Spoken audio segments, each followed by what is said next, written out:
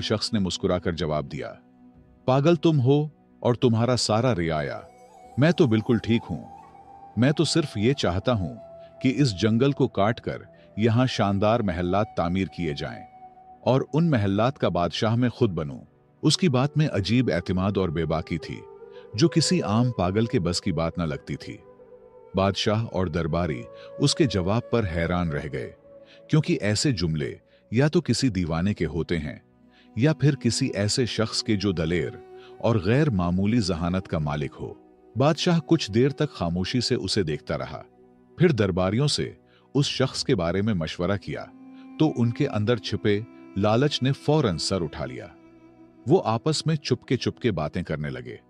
किसी के दिल में यह खदशा था कि अगर यह शख्स बादशाह का मुशीर खास बन गया तो हम उसके ताबे बन जाएंगे और हमारी अहमियत भी कम हो जाएगी। धीमे से एक दरबारी ने कहा, यह खतरा है, कहीं ऐसा ना हो कि यह हम सब पर हावी हो जाए। दूसरे ने जल्दी से बोला, नहीं, यह तो आधे से ज्यादा पागल है। होशियारी की तो इससे बिल्कुल उम्मीद न रखनी चाहिए, लिहाजा बादशाह को कहे कि उसे अपने साथ ले जाए। दरबारियों का मानना था कि यह शख्स हमारा क्या बिगाड़ लेगा, लेकिन खुदा को कुछ और ही मंजूर था।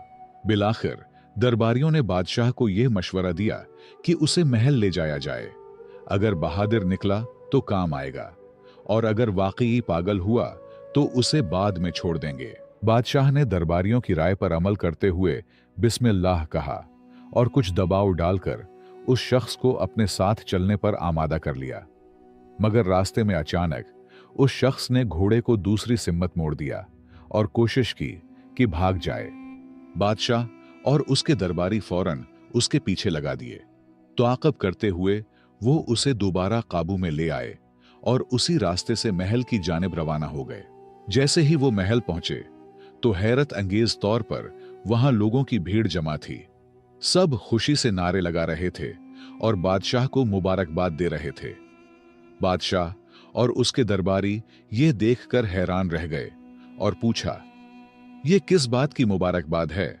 लोगों ने बताया, बादशाह सलामत, जिस रास्ते से आप सैर के लिए गए थे वहां दुश्मन की भारी फौज घात में बैठी थी, जबरदस्त असलहे के साथ। हमें तो यकीन हो गया था कि आप कभी वापस नहीं आएंगे,